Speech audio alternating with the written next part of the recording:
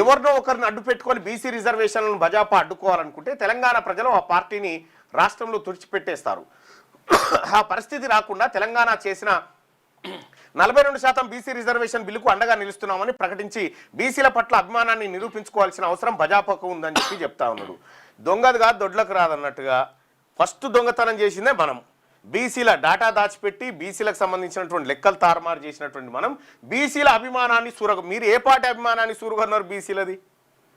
తెలంగాణ రాష్ట్ర ప్రజలు, మరి ముఖ్యంగా ఈ దేశంలో ఉన్నటువంటి బీసీలు, బాబాసాహెబ్ అంబేద్కర్ కాన్స్టిట్యూషన్ ఆఫ్ ఇండియాలో ఎస్సీ ఎస్టీలకు రిజర్వేషన్ అంశాన్ని కల్పించిండు.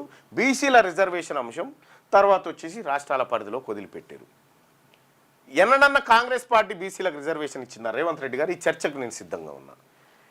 నీకు జనతా ప్రభుత్వం వచ్చినప్పుడు బీపీ మండల్ కమిషన్ వేస్తే, విపి సింగ్ సర్కార్ వచ్చినప్పుడు ఆ మండల్ కమిషన్ రిపోర్ట్ను ఇంప్లిమెంట్ చేస్తే వచ్చింది. కాంగ్రెస్ పార్టీ దేశంలో బీసీలకు ఇచ్చిన రాజకీయం ఏమీ లేదు, రిజర్వేషన్ లేదు. ఆ 27% reservation BP mandal VP Singh పుణ్యాన్ని వచ్చింది.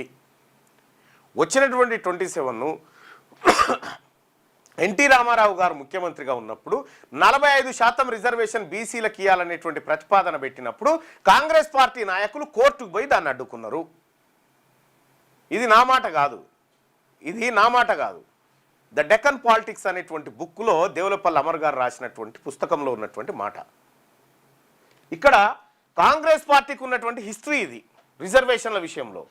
ఇక్కడ మీరు ఏదో బీసీ ప్రజల అభిమానాన్ని అంతా చురగొన్నట్టు, ఓన్లీ భారతీయ జనతా పార్టీకే అభిమానం లేనట్టుగా